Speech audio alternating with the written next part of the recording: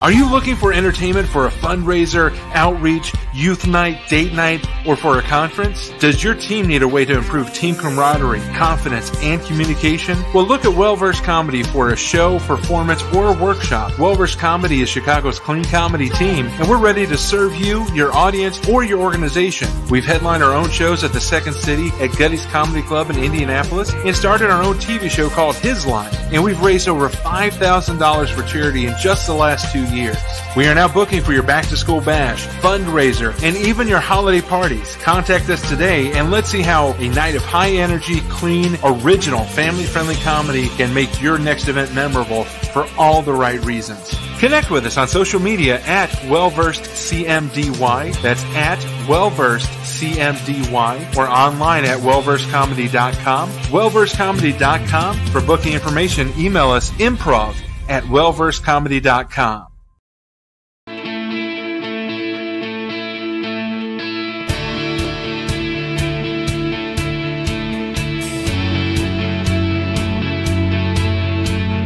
Welcome to the Gifts for Glory podcast, where we celebrate and promote men and women using their gifts for God's glory. Know someone who is making an impact for God's kingdom using their gifts, talents, and passions? We'd love to meet them. Send us an email at podcast@giftsforglory.com. That's podcast@gifts4glory.com. And now here is our host, Dave Ebert.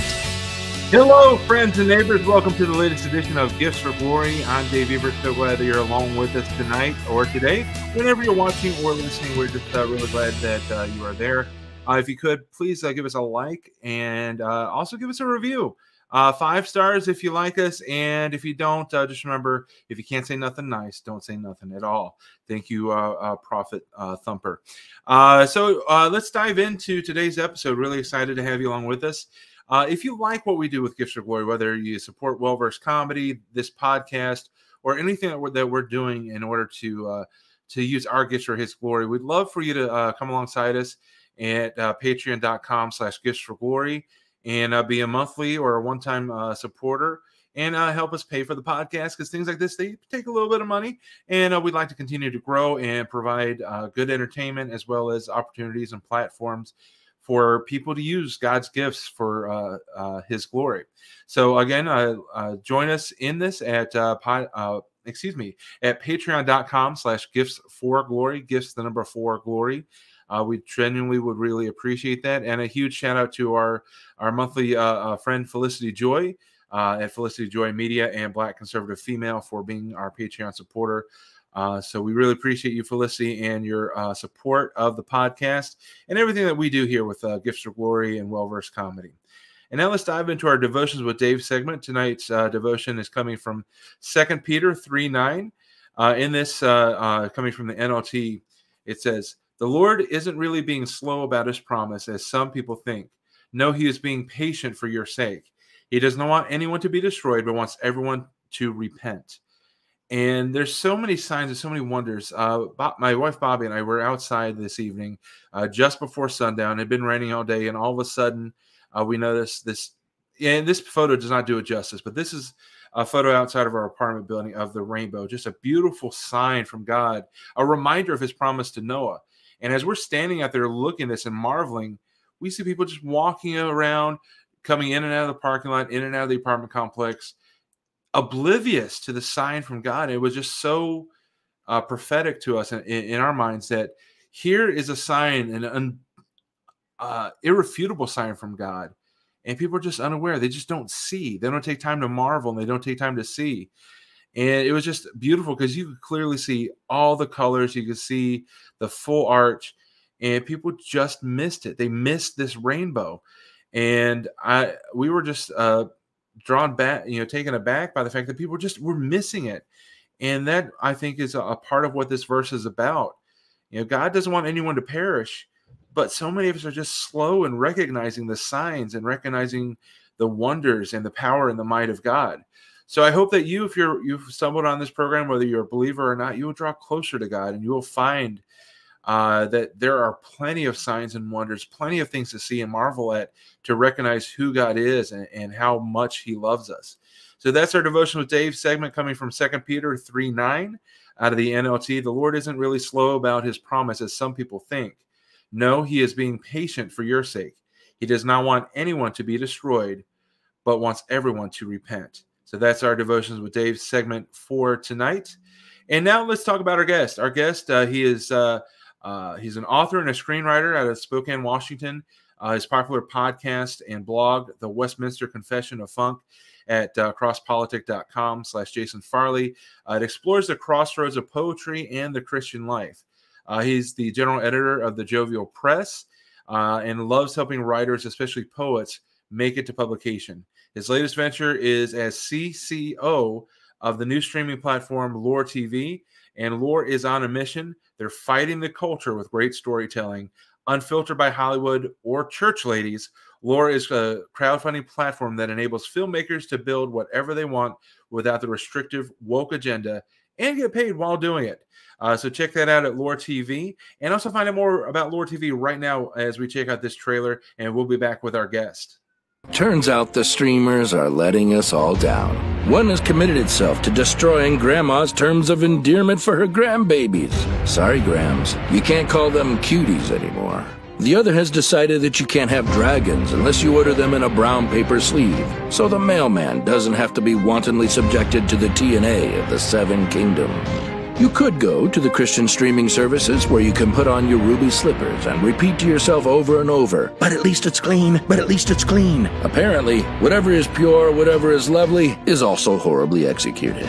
But does it have to be that way? Can a high standard for storytelling exist with a moral backbone and a complete set of clothes for every actor and actress? That is what Loor is about.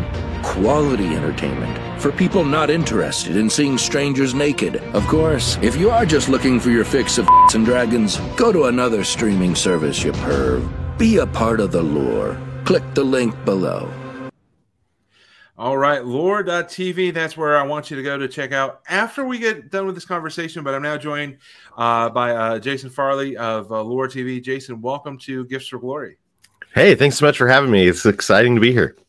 I'm really excited about what Loor is going to do, and excited to have you and use my platform, as little as it may be, to help get people aware, because it's important. And we were talking before we went on the air that I believe we serve a God of excellence. We should strive to be excellent and not be good enough for the church lady, but be good.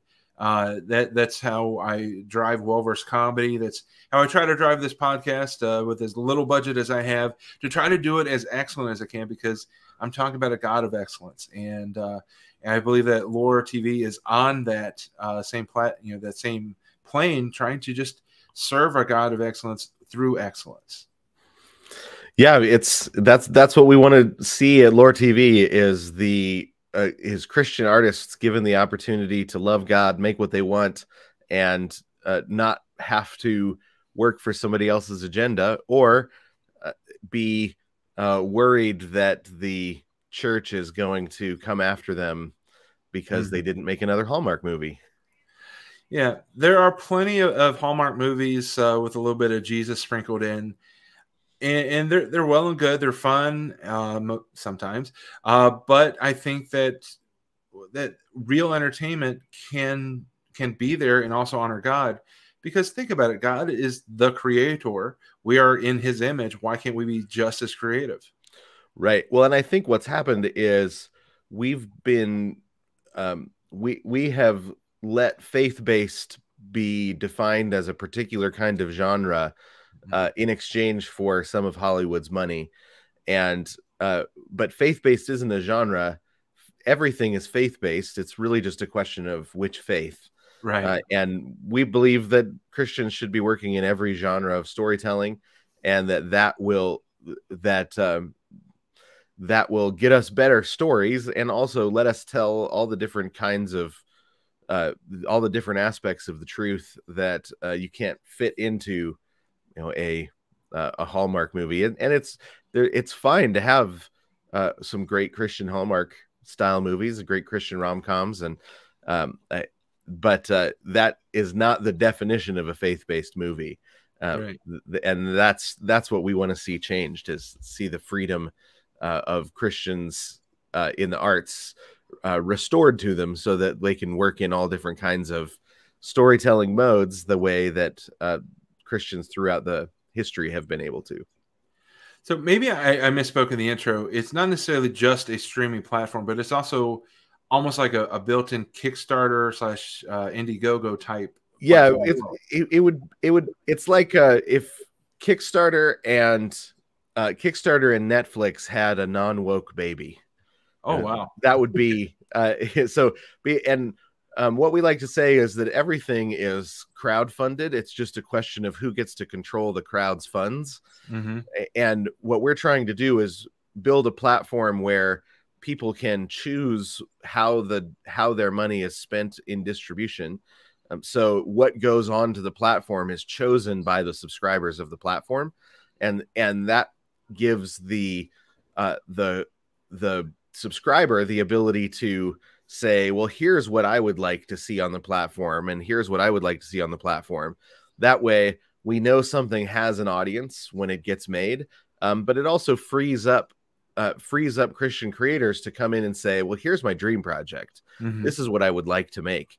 I would like to make a futuristic Western. I would like to make a sci-fi movie. I'd like to make a comedy, and let the subscribers say, well, that's something I would like to watch, or not something I'd like to watch. And to undermine the narrative that what Christians want is more rom-coms with bad theology. Yeah. So for somebody that's just now learning about it, what would you suggest that they do? Just go to the website and browse, or is there go check out Loor.tv and see that we've got a bunch of projects listed up there that we're going to, and then we're about to launch. We're building out we finished our beta test and found a few bugs, and we're getting those fixed, but also we're now building out the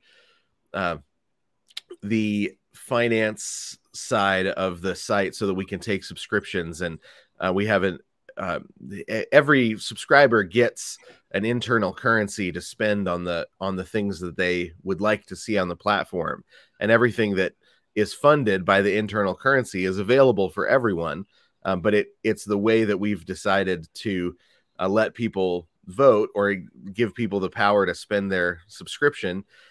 And when that launches, the earlier you get in, the more loot you get for your buck. So go check out what we've got there. And we've tried to find, my job as the content officer is to find the projects. And I've tried to find a broad array of projects from Christians that are mostly working in the secular film industry, but are starting to get squeezed out as the agendas of Hollywood get sterner and sterner. They're getting squeezed out, and we are trying to build a platform that's ready for them as they bring all those talents and skills with them. Mm-hmm.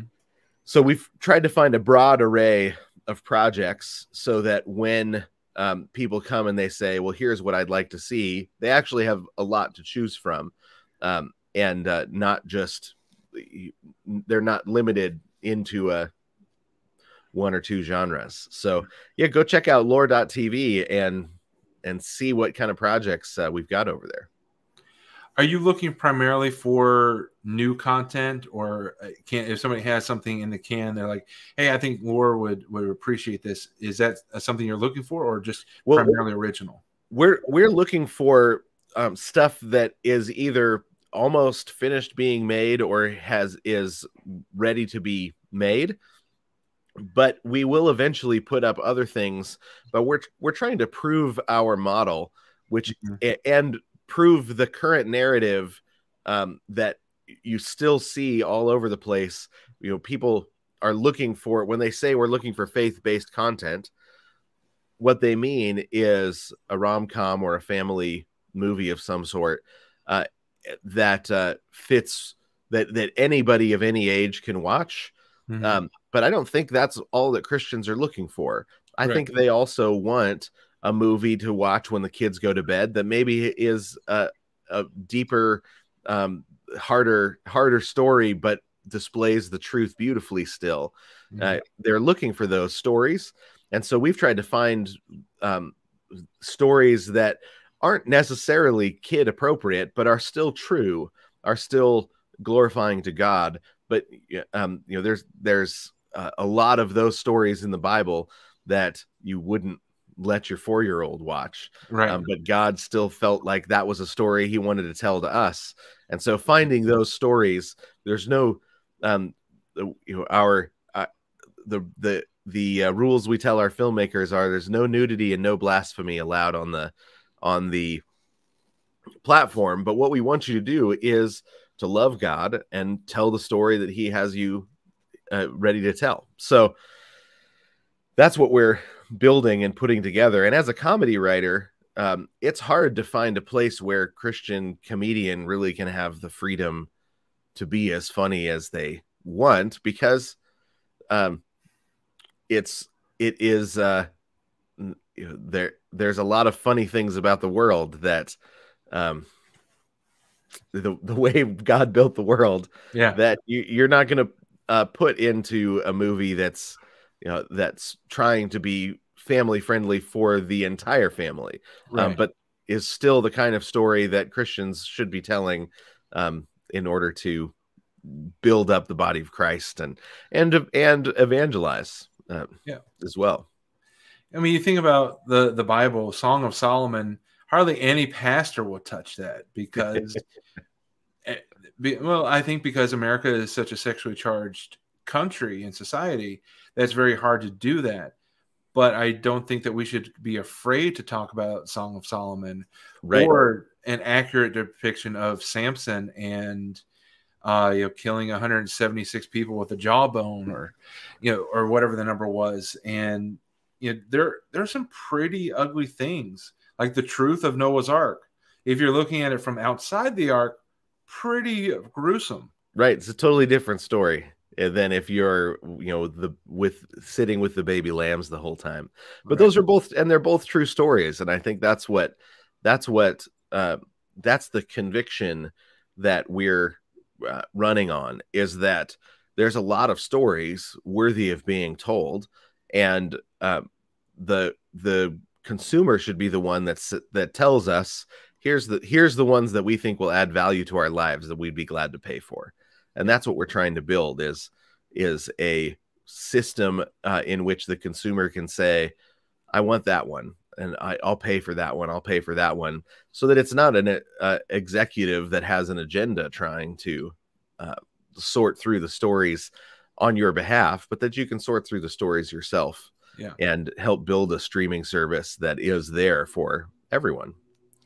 Because it's easy to sway one studio executive, wine and dine and whatever, but to get a mass of people who are paying their hard-earned dollars, most of them middle class probably, they're going to vote their conscience, and you're going to get probably a more honest result of what is acceptable, what is desired. And I think that is going to be a great model, and it, like we talked before on the air, it's going to I think it's going to challenge the big boys. I don't want to call anybody out on live broadcast, but we know who the big boys are right now. And I think that this model will challenge them to maybe not use so much family friendly under the guise of faith based, but just strict to what made them the big boys in the first place. Yeah. Well, and some good competition. It's like this in sports. It's like this in business. Some good competition makes everybody better. Yeah. And especially in the Christian filmmaking, the Christian arts space, I want the church to be known for producing beautiful stories again, producing beautiful music, producing wonderful poetry, producing great art again. And it's not right now.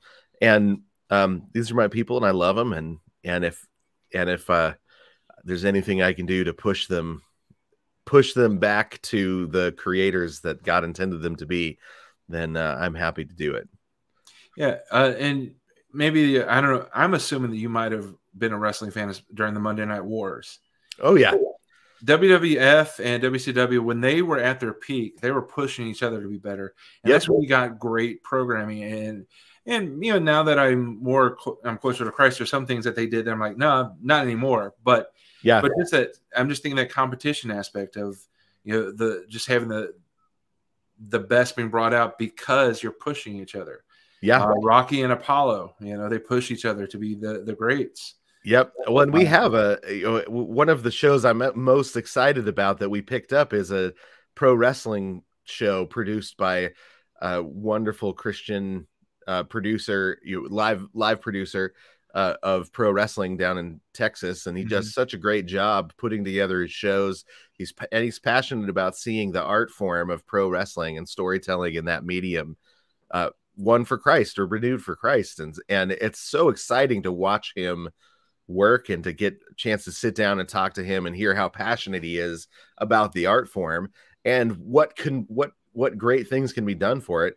And then the film crew he's got did such a fantastic job, right? It's beautiful to watch. The storytelling is great, and that's the sort of thing that nobody's ever tried. What would it look like for Christians to be producing pro wrestling? Right.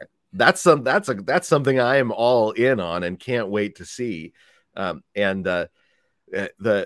It's when we accept an identity from the outside, when let the world say, here's your lane, as long as you stick to it, we'll keep giving you the funds.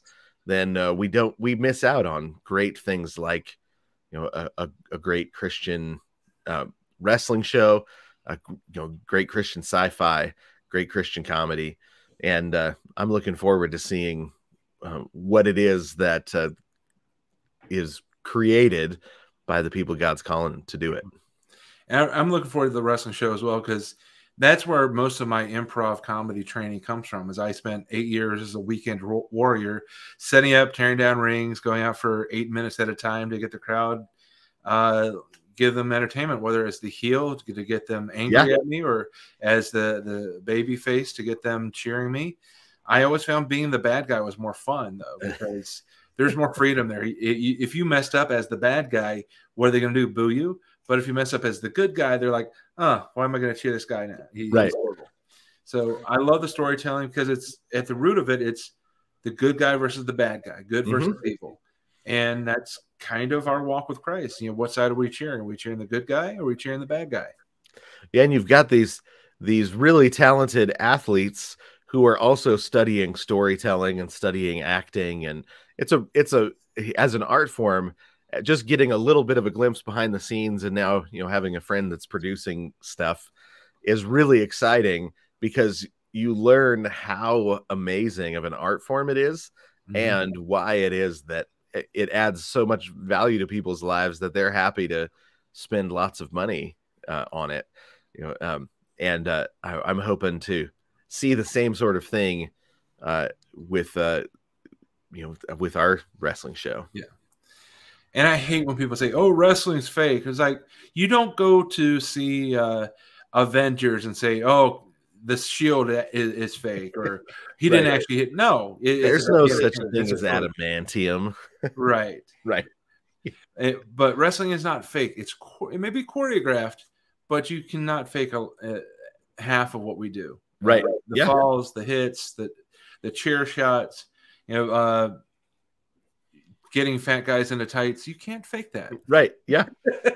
Well, and then just when somebody that knows what they're doing, building a 3-act structure, a series of 3-act structures for each match, plus a 3-act structure for the night as a whole. That's really complicated, complex storytelling. That when it's done well is such a huge blessing. Yeah. And so I find it fascinating and really enjoyable. Yeah, absolutely. And that's all part of Loor.tv. You can find that website here at Loor.tv. Found out more about it, and you find out how maybe if you have a project that's almost ready to go and you want to get it funded, you want to be part of a new movement, submit it and let Jason and the team look at it and decide on whether or not it's a good fit. Loor.tv. Now, you are more than the chief content officer. You're also an author. Before we dive into that, I'm sorry.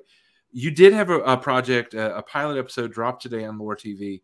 We Tell did. me about this one. And so it's the first episode of a series of animated shorts called Exposed, and it's shorts exposing the reality of abortion and the industry that profits on the death of children in abortion. And the first one was called The Procedure, and it's a true story. And it was it's Kevin Sorbo does the voiceover, and he does an amazing job. He is a legit actor. He's really great. And he does a great job in this one. It's a true story about well, you can go watch it. It's free, but it's exposing the horrors of abortion. And it's been a great launch of the series, a great launch of the pilot. And it's we're going to be launching a series of pilots between now and launch to show you, here are the shows that we're funding. And it's secret Disney animators that have been making this short without their names attached, because they want to see abortion end. They want babies to be born and not killed. And that's but they also know they would lose their job if they did this. So they've been creating this project in secret, and it's the first episode in the series. And so we'll be funding the rest of the series, but the first episode is up now for free. And so you can go check it out at Loor.tv, and then just go to the Exposed link and watch it. And we've been able to gather a lot of really great, really talented animators that have worked at the highest levels at Nickelodeon, the highest levels at Netflix Animation, the highest levels at the Cartoon Network, and the highest levels of Disney, right? That have really they love the medium of animation, and there's no longer a place for them because they're Christians. And so we're really excited about the animated shows that we've been able to get, and just the animators that we've been able to get. So our first round has a couple of animated shows that we haven't even dropped, we haven't even launched yet, that are from a Phineas and Ferb animator from VeggieTales, guy that ran VeggieTales. So it's a very exciting what we've got coming on the animation side of things. And just, I think maybe this would be a good heads up. It is animated, but I'm guessing that Exposed is not kid friendly. It is not kid friendly. No. I mean, if you've got teenagers, it's something that is worth them seeing to understand what's going on in an abortion. But it's the story. It's the true story of why one man walked away from the medical profession when he found out what was going on in the hospital and saw it with his own eyes. And it's just, he wrote down the story, and then these animators animated as he tells it. And it's heart-wrenching, but it's worth watching. And Uncle Tom's Cabin helped end slavery because people finally saw the realities of it. And we want to see the same sort of thing with abortion. When people see the realities of it, they say, wait, I don't think that should be allowed, right? Just like slavery. We want to see the same thing with abortion. So absolutely. So that's at Loor.tv. See the first episode of Exposed. And that's narrated by Hercules himself. Himself, which I grew up watching. That was a great show. I grew up watching that show. And so it's awesome that he's been a part of some really good stuff in the Christian realm. So I'm really glad that he's also stepping out and lending his credibility and his notoriety to Loor TV and to Exposed, because we really want to see an end to abortion, and we want to see people's eyes open to more of the truths and realizing that they've been lied to in so many ways. Yeah. Not just in abortion, but in so many other ways. And so just really exciting to see that people with notoriety and name recognition are getting involved and getting behind it. So Loor.tv is the website. Now, I wanted to talk to you also before we go further. I want to talk to you about your books. You've got a book that's dropping this week that you can find on Amazon. Tell us about the book that's coming out this week and the other books that they can find on your Amazon page. Yeah, so I have, so this week is a new collection of poetry. So this will be my third collection of poetry, and it's called The Anchor Holds. So this one, which is about to drop, is poems organized around the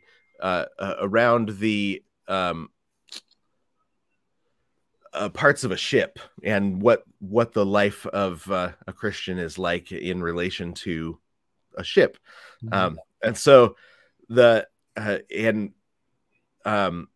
so my third collection of poetry drops, and I've also got a book, In Pursuit of Kindness, that's about the Christian virtue of kindness, which is something that is often overlooked these days, and kindness is sometimes treated like it's actually not a virtue anymore. And then I've got a children's book, Wading Through Winter, about hibernating animals waiting for spring, and a short novel about a robot that wants to learn to be human, and so he starts taking dance classes. So because I'm a comedy writer by trade, and so my next book coming out is also a novel about a 30-year-old junior high English teacher who accidentally catches a leprechaun. So the comedy writing is that's the thing I love, the comedy writing and the poetry. And so trying to keep writing the poetry and getting that out there. But you don't make a living writing poetry. You do that because you can't make the voices in your head go away otherwise. So right. Very nice. So you can find those at amazon.com/author/Jason_Farley. That's Jason_Farley, like Chris, but I'm guessing no relation. No, unfortunately. So my wife does an amazing Chris Farley impersonation, but and he was one of the great comedy actors of the last generation. So it's not bad to share his namesake. Yeah. Farley and Candy are kind of my two inspirations as a comedian.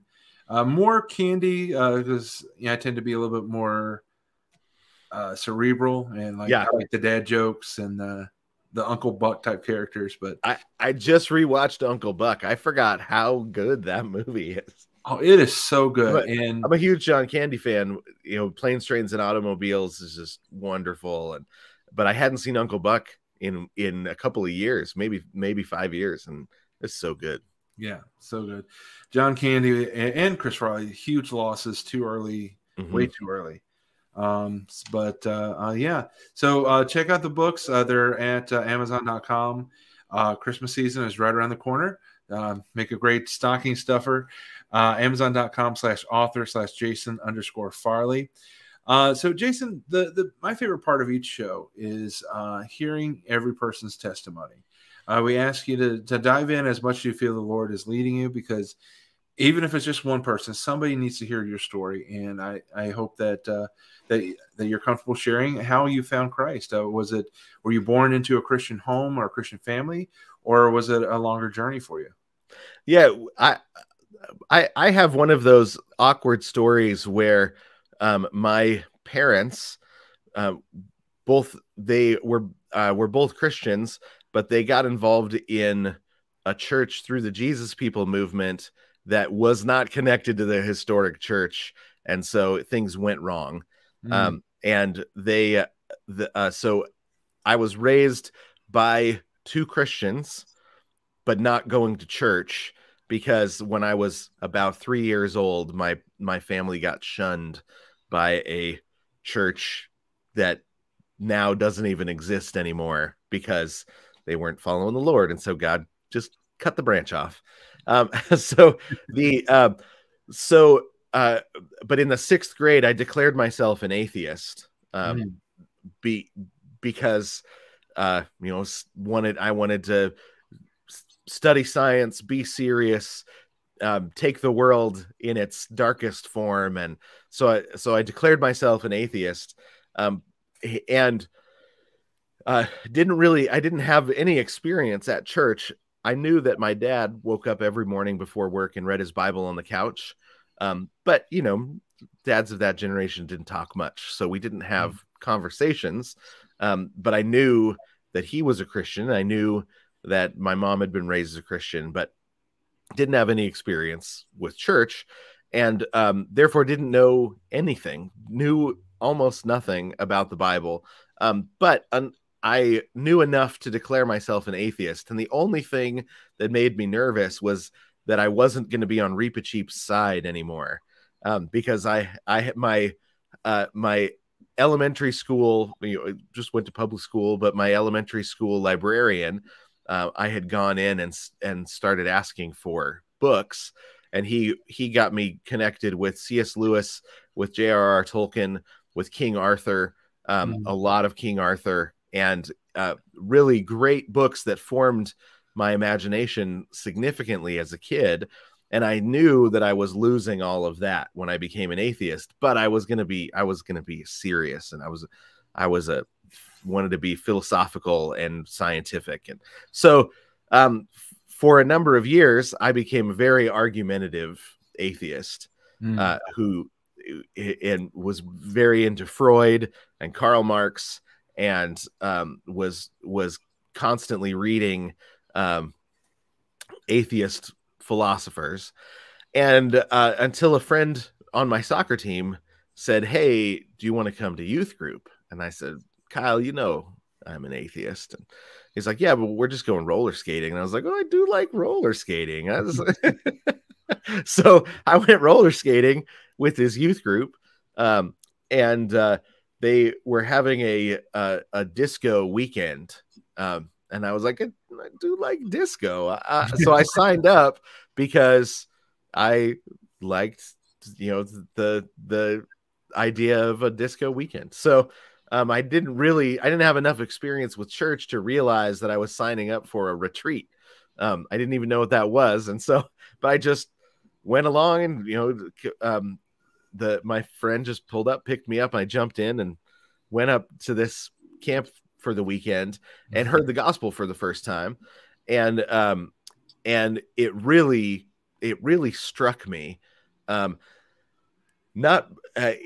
had been a philosophical leaning kid, and it didn't answer my philosophical questions, but the person of Jesus was fascinating. And it wasn't, being introduced to Jesus was not like being introduced to a new set of ideas or answers to questions. And so I kept coming back to church. In fact, I started rollerblading myself down to church because I needed to know more about Jesus, right? And so I'd go in and I was asking questions of just whoever I could find. I would just roller, because it was the 90s, so rollerblading seemed like a good idea. And so I was just a fuzzy-headed punk rock kid. My hair was dyed highlighter yellow, and I was all shaved in the back, and I drew it down across the front of my face, right? It was the 90s. No, I have no good excuse for that hairstyle. But other than I was not interested in dealing with authorities, right? And that's what that meant. Well, and I would, but the person of Jesus seemed way more punk rock than anybody I had ever met, right? He was so intriguing that I needed to know more. So I kept showing up at church and asking questions.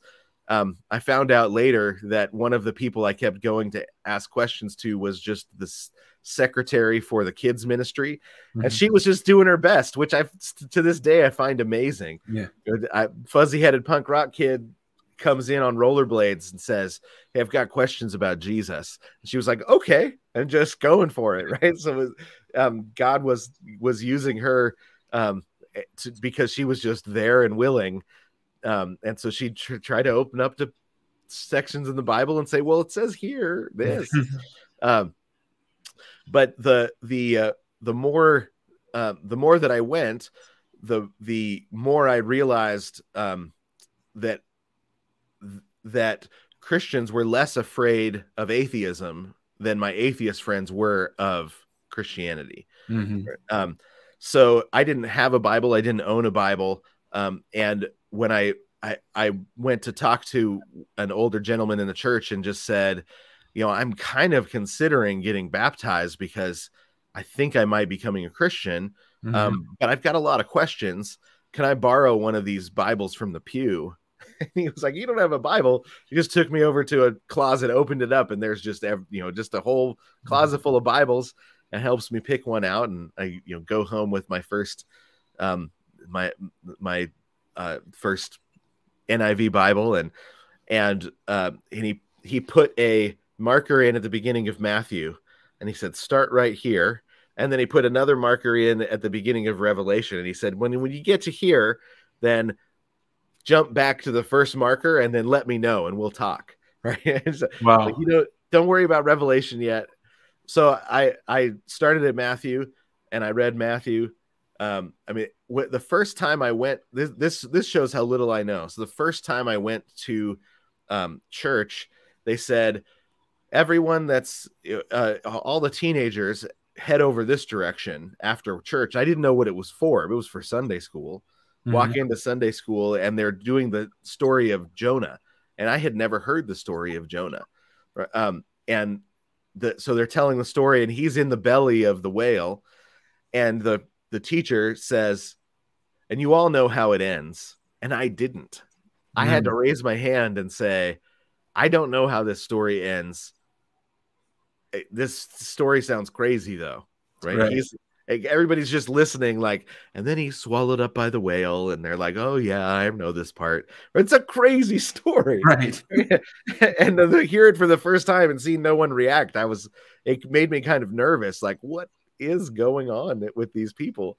And then the teacher said, "Oh well, the whale brings him to the shore and vomits him up, and then he goes in and he tells them that destruction's coming." And they all repent, and then he goes and sits under a tree and has an argument with God, and the tree is cursed and the shade goes away. And I was like, didn't make it better. This story did not get better. So I wasn't quite sure why I kept coming back, other than the fact that Jesus was so compelling that I couldn't quit thinking about him.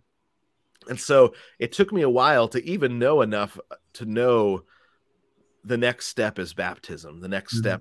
And so I went and signed up for a baptism class and met the gentleman that taught the baptism classes was an older gentleman. He was a lawyer in town. And when he said, any questions you've got? And I said, oh, okay, this is finally right. And so I had my list of questions that I was working through, and he taught me he gave me books, pointed me to the church library, showed me how to use it. And I think I might've been the first person to use the church library in 50 years, blowing off dust off of these books, but found some amazing books and resources and started getting my questions answered, and realized I'm going to have questions the rest of my life. But so far, Jesus has a good answer for all of them. Right. So I go through the baptism class, and 17 years old, get baptized, and really kind of start that's the beginning of what's turned out to be a lifelong love of asking hard questions and looking for answers, and being willing to just lean into the questions and the parts that you don't know. And I had always been a pretty good kid in terms of, the youth group sins, until I got baptized. Then my life really started to fall apart, because then God reveals to you your legalisms and the ways you've been trusting in yourself. And he starts peeling back the onion, and it was much easier to be a good kid when I wasn't a Christian than it was once the standards of the standards of holiness were actually open to me. And then then it became much harder. And that lifelong struggle of discovering how you're a much worse person than you thought you were, and that God is much more gracious than you thought he was, over and over and over. So so, and I've now been a Christian, oh man, 27 years. Is that right? I think so. And it's been fantastic. Married, got 4 kids, married a stand-up comic, and so we have a lot of fun together. Nice. So is she going to be featured on the stand-up show that Loor's funding? Maybe at some point. We've got a clean comedy stand-up contest show that is being edited right now called Stand Up. And if you're familiar with John Branyan, he's producing, and he and his manager, who he's related to, that they're producing the show, and he's a fantastic comic, one of the best comic writers you'll come across. I mean, secular, Christian, anything. My standard when it comes to Christian comics is, do I have to say, hey, you should watch this, it's clean? Or can I just say, you should watch this, it's funny? Right. And John Branyan I think he's one of the best comic minds in the country right now. I agree. My favorite bit of his, I don't know if you're familiar with, there's the 3 Little Pigs. Oh yeah. It's so good. It's fantastic. Yeah. I like that. My favorite bit of his is God inventing flatulence and showing it to the angels. It's so funny. What's that smell? What's that smell? He's like, get it? That way deaf people can enjoy it. Right. Yeah. He's a brilliant comic writer. Yeah. So that's awesome. And I love the story because every story is different. You were kind of in what one of my former pastors calls the crock pot. You just kind of simmered. Yep. And it took a while, but you got there. And once you got there, you were good. Just like leaving some barbecue in the crock pot for for 8 hours. Took a while, but once it got there and it's soft and falling off the bone, nothing better. Right. Well, I remember saying at one point, it's possible that atheism isn't true because Jesus seems like he might be the answer. Right. Mm-hmm. But I didn't have my questions answered, but Jesus was just so compelling. It was St. Augustine, he describes conversion as God opening your eyes to the beauty of his son. Right?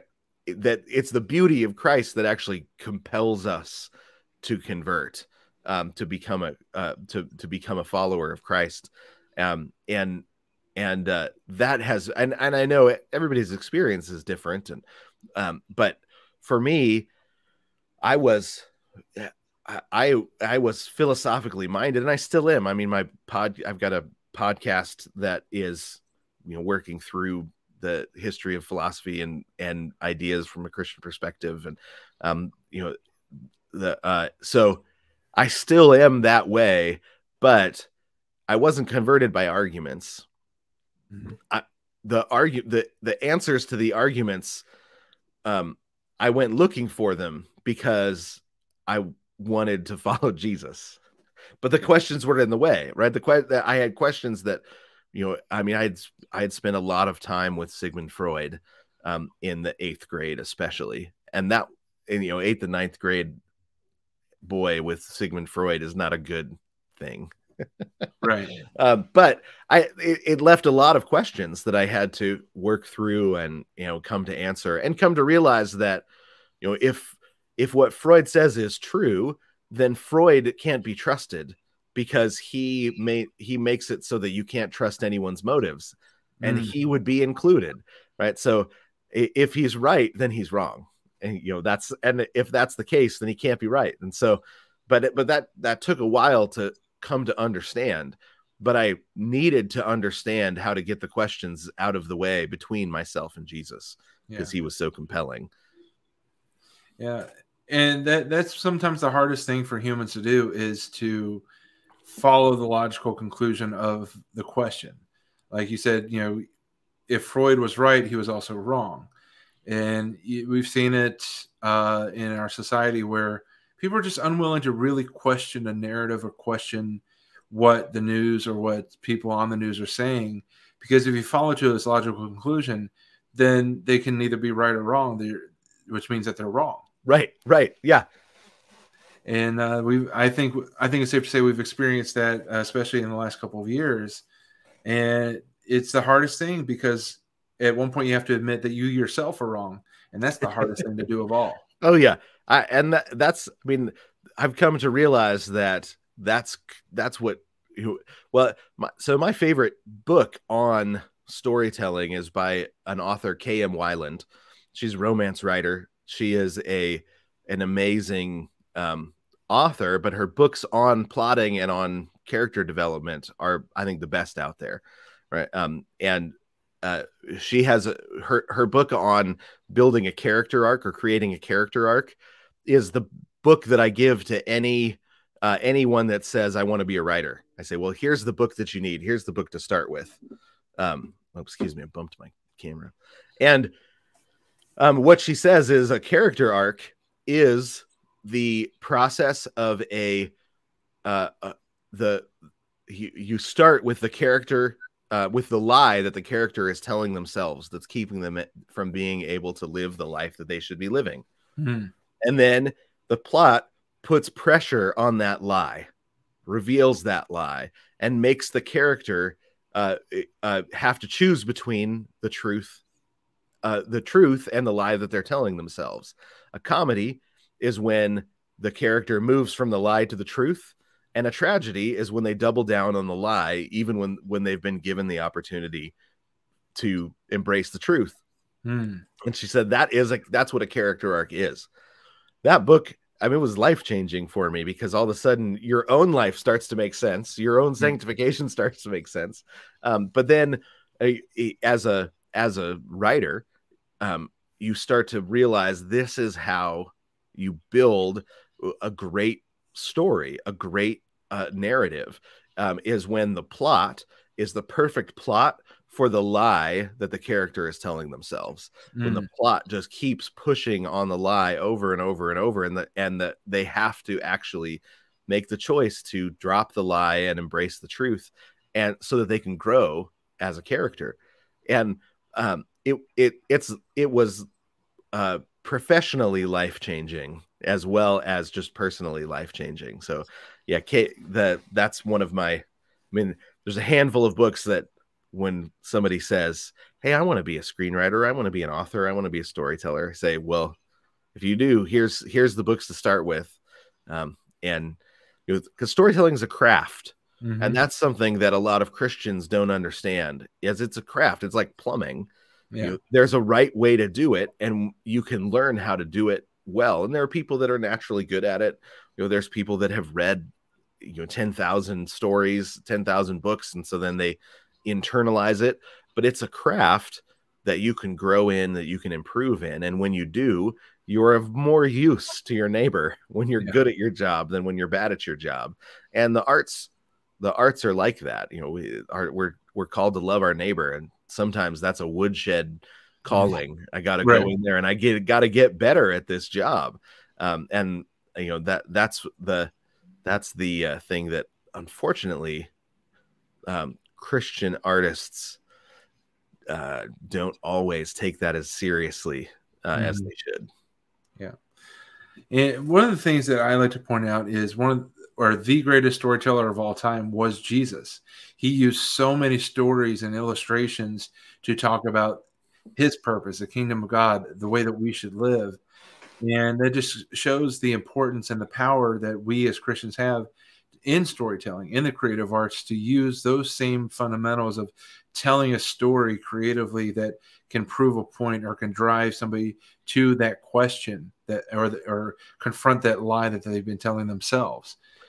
So that's, why I am so supportive and so blessed to be able to be in the arts, doing comedy and improv and podcasting, because Jesus was a storyteller, and Right.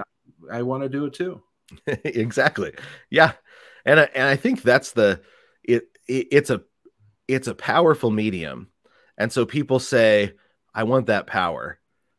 But what they don't, it's like a lot of things. If you go after it for the power, you actually never get the power, because you don't end up with the skills that it takes to do it well. You have to say, I want to serve my neighbor, right? That has to, and what does that take? And leave the influence in the hands of God. Mm-hmm. You might end up with it, you might not, but you are called, because you're not called to be influential, right? You're called to be, but you are called to love your neighbor. Mm-hmm. And whatever your craft is, you have to take that calling seriously, that my job here is to love my neighbor, right? To be as funny as possible. There's one of my heroes is a gentleman that Christian screenwriter. He got offered a job on That 70s Show, and he took it. And he said, I took it knowing that that my job is my job is to be as funny as possible, and I'm going to be writing in there's going to be people pitching stories that I think are not good for people, right? Mm-hmm. They're not good for people to go out there. But the only way to get the story that I think ought to be there is to be better at my job than them.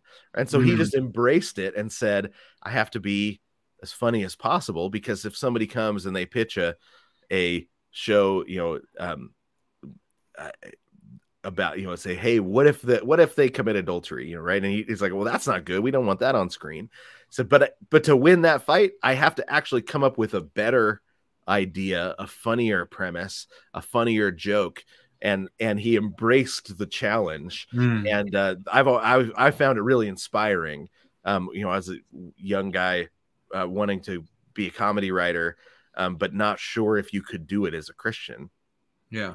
And at the time I had a job editing an audio magazine, and they were interviewing him.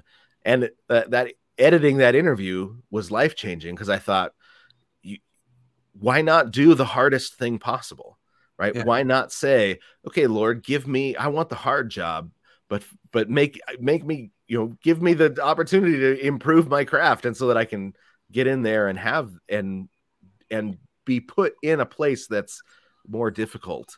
I remember talking to a guy who was a Christian rapper, who was saying, it's one thing to go out against all the Christians and rap with them, but they're all going to be nice to you. He said, I want to go down and rap the way I do as a Christian in a rap battle in East LA, and be able to compete there.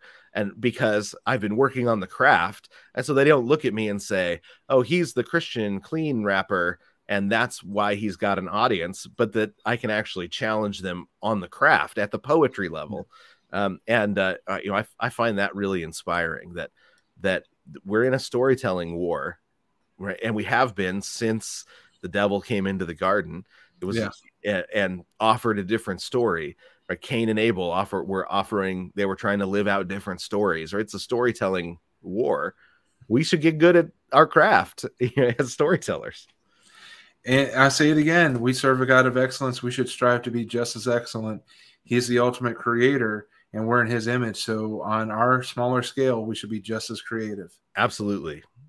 And sometimes it means going above that low-hanging fruit, but the higher hanging fruit is away from the worms and the ants. It's fresher and it's better. And a prime example is my comedy team went to a comedy night at a bar, and it was all stand-up. We were the only improv team, and each stand-up got progressively darker. Right. The woman that performed right before us, joked about incest with her son, all these just vile things that she joked about. We literally prayed, Holy Spirit, cleanse this stage before we went up.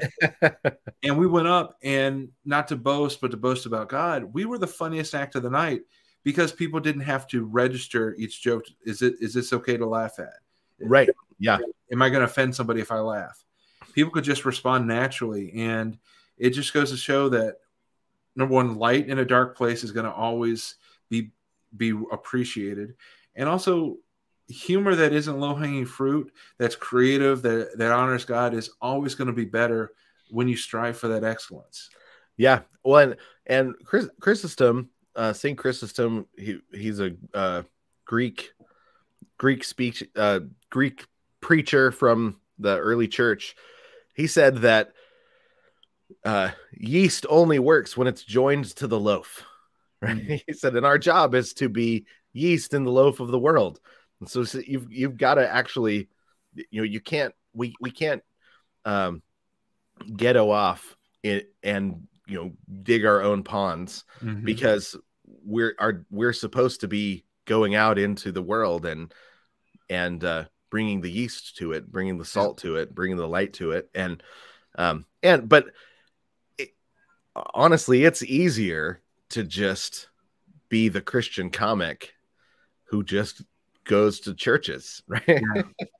Because Christians are a nicer audience, but my challenge is get better at whatever your craft is, get better at it, be competitive at your craft, no matter what room you get put into, because that's, art is the beauty of our art is a central part of our argument to the world that we have the truth, because God is ultimate truth and ultimate beauty and ultimate goodness, and those things hold together. And so when we create wonderful, beautiful, good art, that's evidence that the truth is with us, and that's how God designed the world, right? That's his idea, because this is a world that reflects his nature. So that's always my challenge to artists, is how are you improving at your craft? And my craft is comedy and poetry, and so I'm constantly working on those things. And if your craft is plumbing, then be the best plumber in town for Jesus. Exactly. Amen to that. So, Jason, I want to wrap up with our two final segments. The last one is your wise counsel for anyone that wants to use their gifts, whether it's their talents, their passions, or just redeeming their experiences for God's glory. We're going to ask you your wise counsel for someone like that. But first, we're going to do the interrogation. 7 questions that wouldn't have otherwise fit in our conversation. So here we go.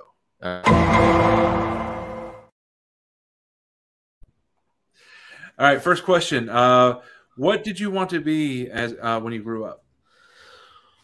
Oh man, we all at one point wanted to be a marine biologist so we could swim with dolphins, right? So there was that phase.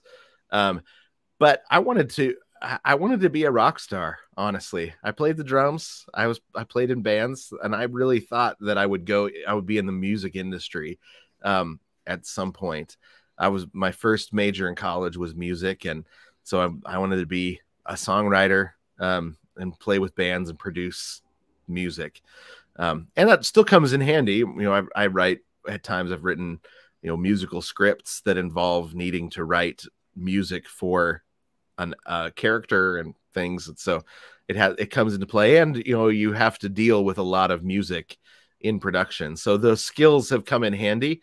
But I didn't realize that I wanted to be a writer till my 20s. That was when it finally hit me. Okay, nice. Question number 2: what's your favorite comfort food? Macaroni and cheese. Oh, preach. Yeah.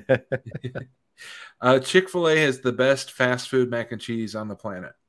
We don't have a Chick-fil-A here. Oh no! Actually, we just got one, but it's on the other side of Spokane, which I know it doesn't seem like it's a long ways away because it's only 25 minutes, but then you got to go wait an hour in line. And right. So because there's only one Chick-fil-A. So I've never had Chick-fil-A's macaroni and cheese, but maybe I'll have to just bite the bullet. There you go. All right, question number 3. With whom do you most identify in Scripture?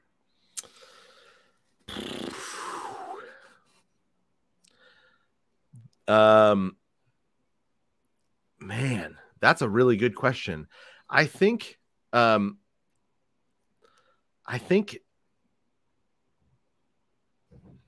the I mean,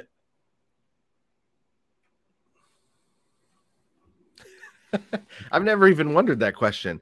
I think you know, the woman that came to Jesus after 39 years of bleeding, or 13 years of bleeding, or however long she'd been sick, and she'd seen every doctor. And I've always found her a really compelling character. When I was younger, I found her compelling because she says, I tried everything else. And there wasn't none of it worked. And that was what it felt like when I bumped up against Jesus. Was I had bounced from thing to thing, from philosophical position to philosophical position. And that is probably one. Actually, though, when Jesus stands up and he says, unless you eat my body and drink my blood, eat my flesh and drink my blood, you can't be my disciple. And everybody leaves, and there's a few that stand back, and they say, and he says, aren't you going to leave too? Their response is not, of course we're not leaving, Jesus. Their response is, where else would we go? Right. There are definitely times that I have felt that, where you feel like you following Jesus isn't gaining me anything. Right. This is just making life harder. But I don't want to be anywhere else. I wouldn't want to be with anyone but Christ. I love the Lord, and I am infatuated with the scriptures that but it's not making life easier. Right. As you're recounting that, I'm just imagining Officer and a Gentleman, Richard Gere. I got nowhere else to go.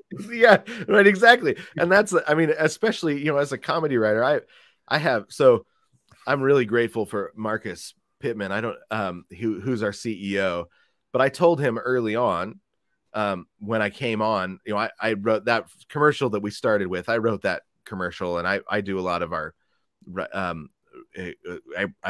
write quite a bit of our advertising, and I told him, look, here's the deal. I will cross the line writing comedy. It happens. And I need you to just call me on it and know that I'm fine with it. Right. So if I write something and you're like, oh, that's over the line, just tell me. And because that's how I find out where the lines are. Because as a comedy writer, you have to train away the editor. And that's part of what you do.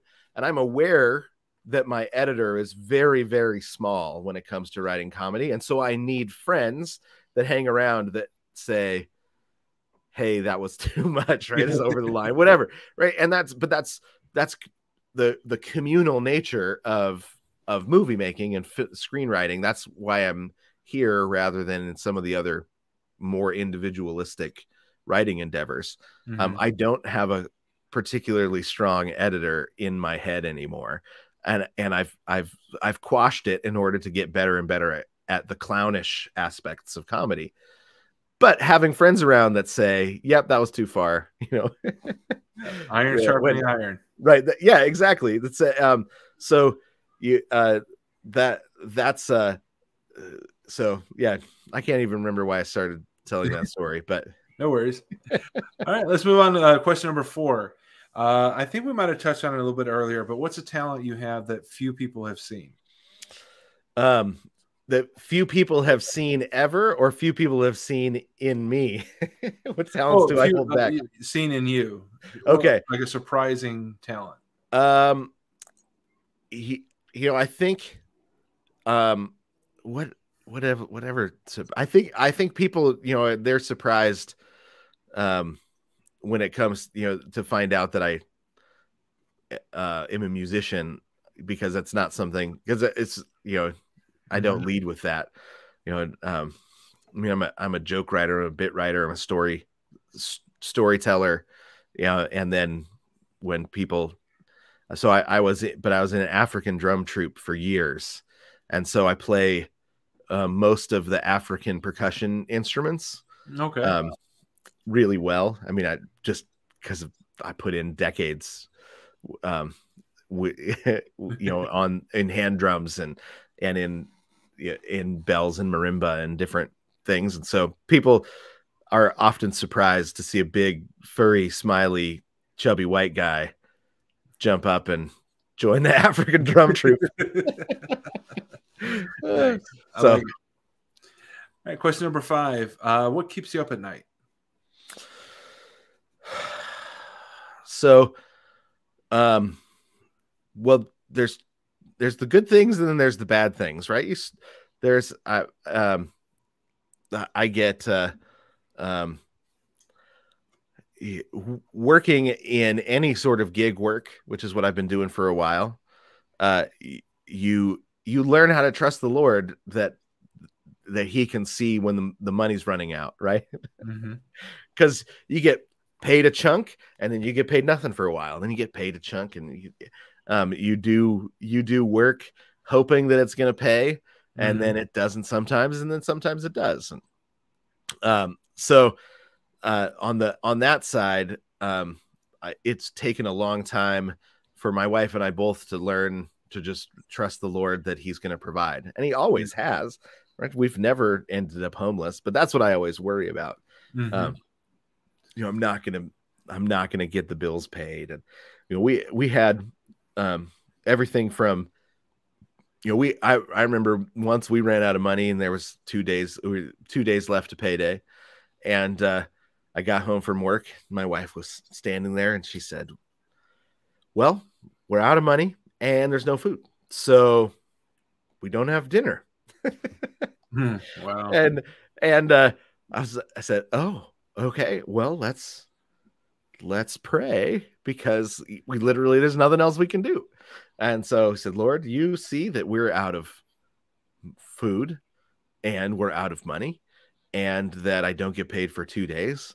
So we pray that you would provide us dinner tonight and food for tomorrow, and that we make it to payday." Right? And then said amen, and we looked at each other like, well, now what do you do? What's next? And then the phone rings, and it's somebody calling saying, "Hey, we just got a big load of crab in, and we need some people to come over and help." Right? And we went over, and and we ate this French feast at a friend's house. There's crab, brie cheese, all this French bread, all this. This is the fanciest meal up to that point that we had ever had in our lives. Wow. And then they packed us all of the leftovers. We didn't tell them we were out of food, and but Jesus knew, and he took care of us. And we went home and said, "We're eating better without money than we've ever eaten in our lives." Right. And enough of those stories to now we should be able to say, okay, we know the Lord's going to take care of us. He's going to provide. He always does. And he always has. So, but you stress out about money when you don't have that consistent paycheck.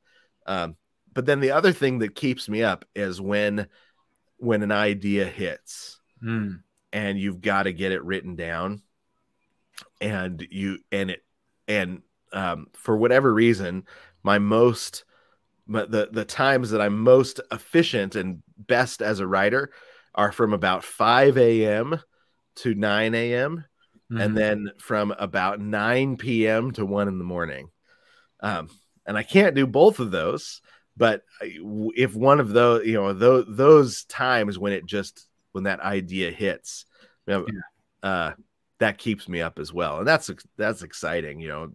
I had an idea once, sat down and in one sitting in one of those evening sessions, 40 pages.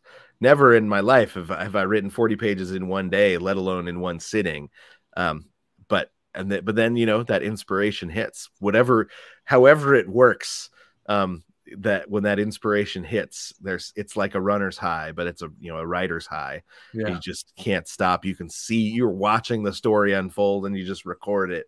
You know, that is the best thing in the world. It's addictive when it hits. And I think, and maybe you agree or disagree, but that's almost like you're in the midst of hours of worship doing that, because you're using the gifts and talents God's given you, the vision God's given you, to honor him. So yeah, it's not singing, it's not praise, but it is worship time. It is. Well, and I think it's it doesn't come without all of the study and the craft and everything, right? That's a part of it, because God is building you into somebody that can do this. And at the same time, it feels like this is something that I can't do, right? I'm doing something that I can't do. And so I think there's something, mystical, or there's not, you read all sorts of people trying to describe it, and nobody ever can describe it well. I've only had a runner's high once in my life, but it's the only thing that ever compared to that creative high. And most of my creativity I do with people. I mean, I work in a collaborative art form, and I love it. I couldn't be a novelist that sits by himself all the time. I'm not enough of a hobbit. But when you're alone and the story hits, there's nothing like it in the world. Yeah, absolutely. All right, let's move on to question number 6. What makes you laugh? I mean, I'm a comedian. Mm-hmm. I'm a comedy writer for a living, so I study humor. And unfortunately, what that means is when I watch a lot of stand-up, my wife watches an enormous amount of stand-up as well. And so I'll come home and she'll have a list of, hey, here's the stand-up we're going to watch tonight. Mm-hmm. And unfortunately, because I'm thinking of it like a craft, I don't laugh at it as much. Right. But my kids have been raised. So my wife started making my kids repeat jokes if they didn't land when they were little. She was like, no child of mine is going to have bad comedic timing. Nice. So at dinner, they would tell a joke and she'd be like, close, try again. Right. And then make them retell the joke until it was funny. And so now I've got children with hilarious senses of humor and no sense of appropriateness for when, and my kids make me laugh the hardest. So I mean, I've got my favorite comedians as well but I mean, I think my wife is the funniest person I know, and then she's raised these very funny children. As you're talking, I'm seeing sitcom for Loor TV. You've gone too Farley. We have one coming out called The PKs. Nice. That is. So I wrote the pilot episode, and the mom basically just says things that my wife has said. Nice. So it's pretty funny. We cast Sho Baraka, Jasmine Garcia, great actor, great actress, as the mom and the dad. Mike James, a really funny comedian, plays the grandpa. Okay. And a group of kids. And so we've already filmed it. We just got back from the colorist the end of last week, so it looks fantastic. So so keep an eye out at Loor TV. The PK's pilot will be up there soon, in the next couple of months. So perfect. All right, final question of the interrogation. Is there a story that you'd love to tell on film or TV through Loor TV, or maybe another project? Man, there's 2 of them, but one I'm in the middle of writing, so I'm not sure if I should talk about that one yet. Okay. But it is a satirical Hallmark movie that I'm currently writing that everyone that I have ever told the story to has laughed really hard. So I'm excited about that one. But that one will be unveiling sometime in the beginning of next year, because that one is for Loor. I really want to tell the story of Senator Joe McCarthy, and the his fight against the spies and the USSR spies that were embedded in the federal government and in Hollywood and a bunch of places. He gets a bad rap, and I'd love to tell his story and show what a hero he was. Mm-hmm. And even just saying Senator McCarthy was a hero probably would get me kicked out of Hollywood. It might get us kicked off Facebook right now. It might, but it's such a fascinating story because when the USSR fell and all of the papers became public, you discovered that 97% of his accusations were true. He actually identified real communist spies that the USSR was giving direction to, all the way up to a speechwriter for the president. And it's such a fascinating story, and he's been, I think, really misused by history. Yeah. So that's a story I'd love to tell, just because I think it's so fascinating, the how that whole thing, how that worked, and because some of the methods that were used by the people trying to fight the communists weren't good. Yeah. But they also, we act like there weren't really spies, and there really were. And I think that's, a story that I think is so fascinating, because it's a real life spy drama that was happening. And now we've got all the papers, we've got it all open. So we know who that there really were spies, and that he really was identifying them. And so I think telling that story in a balanced way would be a joy. I might never get another job again, but well, as long as you're working for Loor TV, yeah, exactly. For you. Right, exactly. So for our viewers and listeners, support Loor.tv to keep this man employed, because exactly. He's going to stick his thumb up at Hollywood. Yeah, if you want to hear stories like that, we've got another story that I'm really excited about called Capital, that's about the 2008 bank bailout. And that's a story that nobody will touch right now, and except us, right? We want to tell that story because I think it's an important story, and it's a true story. But yeah, there are stories that are off limits in Hollywood, and we want to provide a place where those stories can get told too. Nice. I love it. It's Loor.tv for anybody that wants to get involved, anyone who wants to pitch a project or just support projects. Sign up for the newsletter. Keep following them on social media. You can find the Facebook page at Watch Loor. That's spelled Loor, Watch Loor. And you also find them on Gab, which is free of censorship, at Watch Loor as well. Jason, the final question I ask every guest is, for anyone that's looking to step up and use their gifts, whether it's their talents, their passions, or allowing God to just redeem lost time, what would your wise counsel be for them? For me, the things we talked about with craft earlier, you're really saying, what does it look like to treat this like a craft that I'm growing in, that I'm gaining skills? And then I think becoming really familiar with the history and the stories of whatever your art form is, or whatever it is that you know you want to use, to dig in and learn the history, right? So to be if you're trying to become a stand-up comic, you should know the history of stand-up comedy. If you're trying to become if you want to become a TV writer, you should know the history of TV.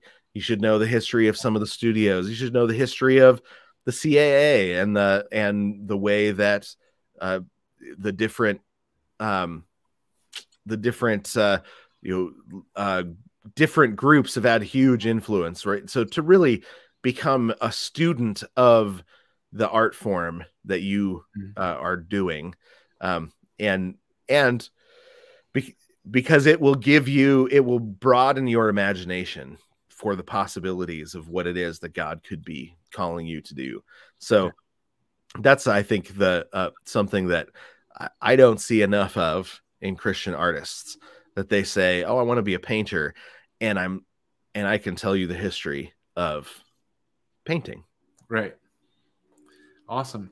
And that's important as Christians. So also you can be aware of what's out there, and you don't get accused of ripping somebody off because, I didn't know. Because there's nothing new under the sun. And if you come out with something that's too close to what somebody else has done, you're going to look like a phony and a fraud. Whereas if you study your craft, you study the history, you might be able to do something similar, but something that's your own. Yep. And you'll have the story that might solve the problem that you don't, and you're ready for it, right? The problem, a problem in your story comes up, a problem comes up, and you say, wait, I actually know the answer to this because I've been studying the history of our art. Perfect. Well, Jason Farley of Loor.tv, also an author, a poet, Father, we thank you so much for being on here today. We wish nothing but success and blessings on Loor.tv. Also, the new book that's dropping and the books to come. Thanks for being on, and thank you for what you all are doing at Loor. Yeah, thank you for having me. It was a real pleasure. And we will see everyone next week right here on Gifts for Glory, 7:30 p.m. Central on our Facebook and YouTube. And then replays available on the Creative Motion Network, on rumble.com, as well as all your favorite podcast streaming sites. We will see you next week. It turns out the streamers are letting us all down. One has committed itself to destroying Grandma's terms of endearment for her grandbabies. Sorry, Grams, you can't call them cuties anymore. The other has decided that you can't have dragons unless you order them in a brown paper sleeve, so the mailman doesn't have to be wantonly subjected to the TNA of the Seven Kingdoms. You could go to the Christian streaming services where you can put on your ruby slippers and repeat to yourself over and over, but at least it's clean, but at least it's clean. Apparently, whatever is pure, whatever is lovely, is also horribly executed. But does it have to be that way? Can a high standard for storytelling exist with a moral backbone and a complete set of clothes for every actor and actress? That is what Loor is about. Quality entertainment for people not interested in seeing strangers naked. Of course, if you are just looking for your fix of and dragons, go to another streaming service, you perv. Be a part of the Loor. Click the link below.